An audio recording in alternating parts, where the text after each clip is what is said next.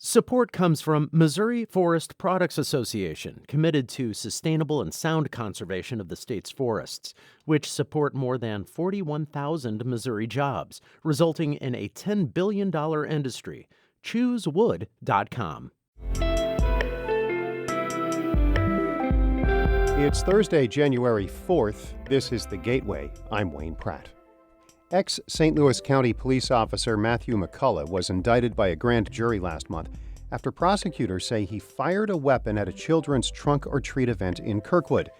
The memories are still fresh for members of the Shah family. And I saw him, raise the gun, point it, in the air, and then start firing shots in the air. Coming up, St. Louis Public Radio's Lucretia Wembley will have more about the indictment, and she'll tell us how the Shah family is doing. Missouri legislators have an extra must-pass item this year in Jefferson City.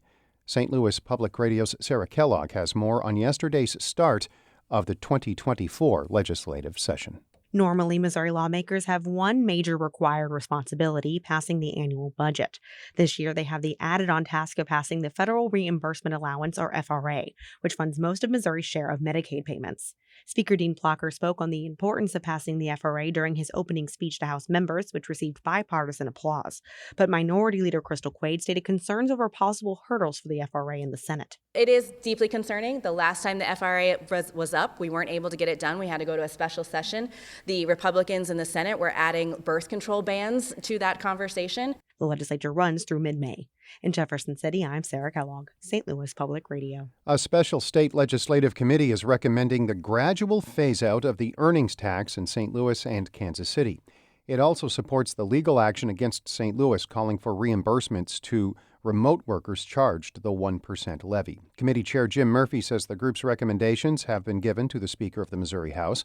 The Republican state representative from St. Louis County says proposals promote fairness, encourage economic growth, and help low-income workers.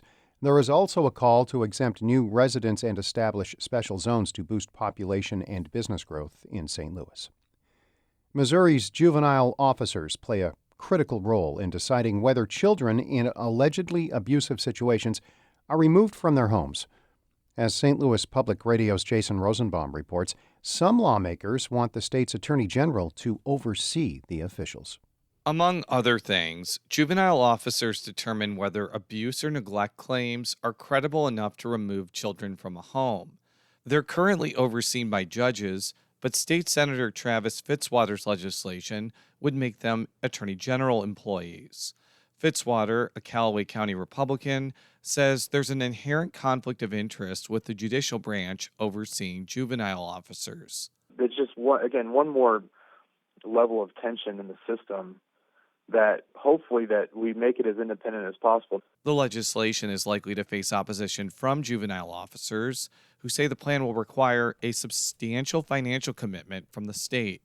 I'm Jason Rosenbaum, St. Louis Public Radio. Illinois' Troubled Child Welfare Agency will have a new director next month. Heidi Mueller will take over for Mark Smith as head of the Department of Children and Family Services.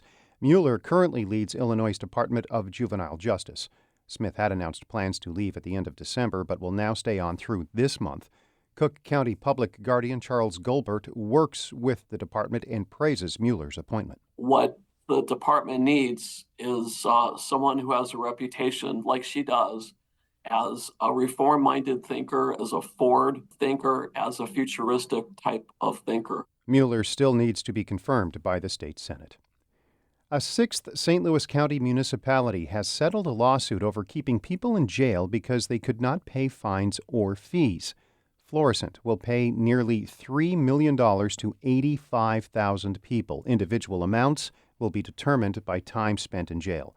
The city has also agreed to permanently forgive all unpaid fines for traffic violations between October 21st of 2011 and the end of 2019.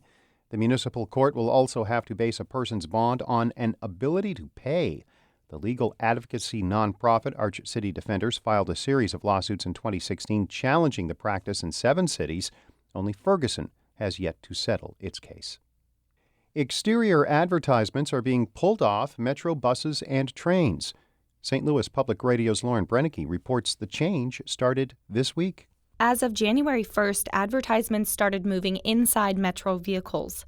CEO of Bi-State Development Agency, Talby Roach, says the decision was made to encourage a more polished St. Louis. We want to reflect the values and investments of our community. Some residents and leadership, they just didn't like them. It's kind of jarring to see a 40-foot bus wrapped in pink. The company is projected to see a loss of more than $500,000 in advertising revenue. A new color scheme will replace these advertisements as buses are taken out of service for maintenance. I'm Lauren Brennicky, St. Louis Public Radio.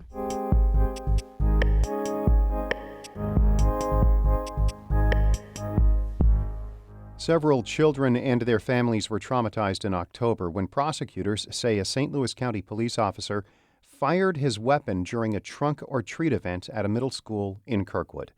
St. Louis Public Radio's Lucretia Wembley spoke with one of the families participating as witnesses in the grand jury indictment.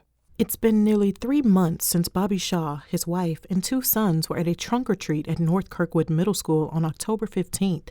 It was a day that started out like any other, until Shah says former St. Louis County police officer Matthew McCullough disrupted the festivities. And I saw him, raise the gun, point it, in the air, and then start firing shots in the air. It had only been minutes since Bobby and his family arrived, and they were quickly separated in the commotion. The active shooter training his 9 and 12-year-old sons had gotten at school kicked in as the boys instinctively ran for safety. Bobby and his wife, Lisa, struggled to find them. I'm thinking, what's she screaming about? I'm thinking it's one of my kids hurt, and all that. And then, I hear her yelling, "Have you seen our kids?" And I'm thinking, what do you mean, have I seen our kids? Police records show McCullough fired 12 shots straight into the air while shouting that everyone would die. Bobby says McCullough was tackled and disarmed by some of the parents, while Lisa says kids were everywhere. People had run for the baseball dugouts, had run to a friend of ours, actually a lady I work out with her. She said she was having a birthday party for her daughter. She saw kids running, just opened her garage and let kids in. So nobody knew where their children were. It's not clear what led to McCullough's behavior, but his attorney, Brian Milliken, says in court documents that McCullough needs a mental health evaluation and treatment. According to Milliken, McCullough's criminal history is clean, and he doesn't have a history of violence against others.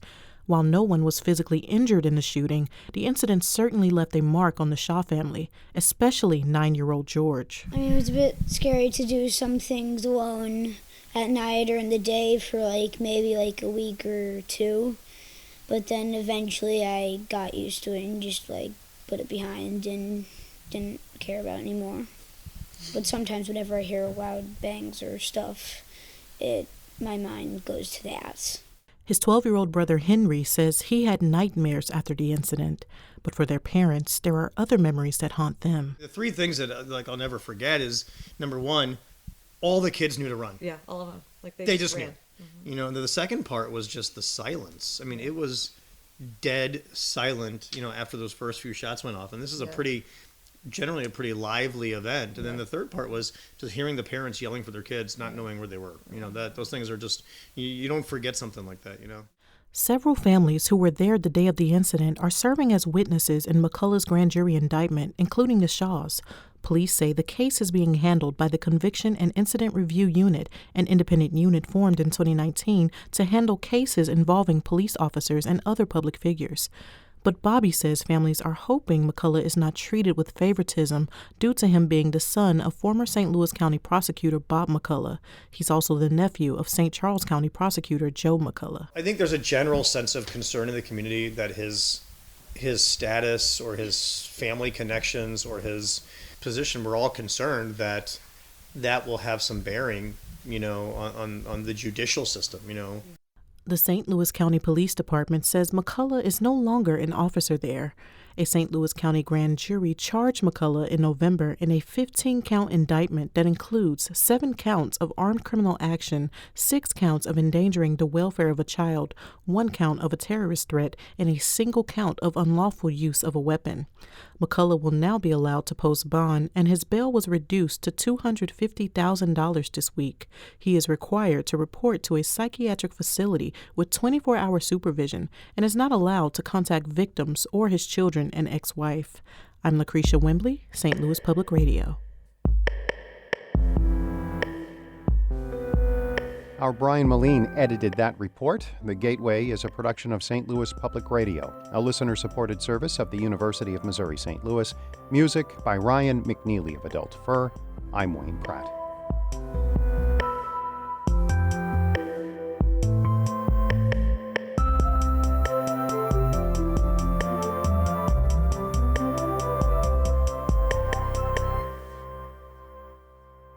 Support comes from Missouri Forest Products Association, committed to sustainable and sound conservation of the state's forests, which support more than 41,000 Missouri jobs, resulting in a $10 billion industry. ChooseWood.com.